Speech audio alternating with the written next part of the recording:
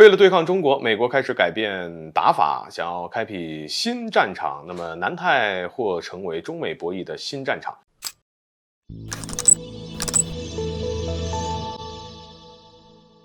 大家好，欢迎来到赵特产观察室。随着中国在世界上的影响力不断的扩大，也受到了越来越多国家的欢迎啊。这对美国来说无疑是极大的压力，也让美国与中国的博弈当中呢开始有些落下风。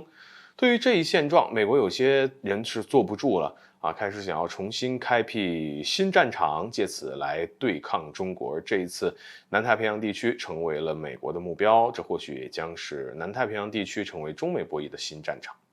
那么，根据相关的消息表示，美国总统拜登将对太平洋岛国巴布亚新几内亚进行访问，并在巴布亚新几内亚首都莫尔斯比港停留3个小时。而拜登如果成功的对其进行了访问，那么将成为至少1个世纪以来首位访问巴布亚新几内亚的美国总统。不仅如此呢，美国总统拜登在此次出访期间还将会见10几位南太平洋地区和国家领导人。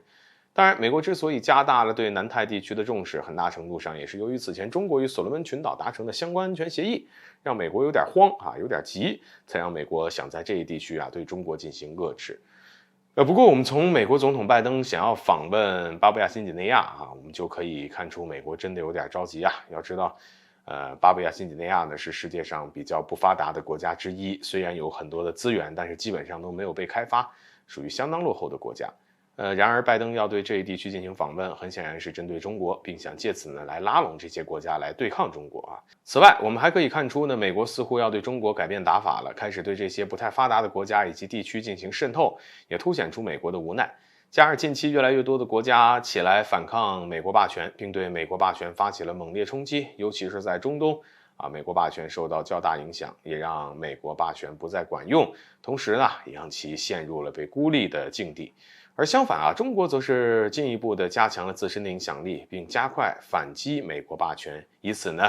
可以早日终结霸权。正是由于中国的步步紧逼，也才让美国感受到了极大的压力才让其开始改变策略，企图在南太对中国做出回击。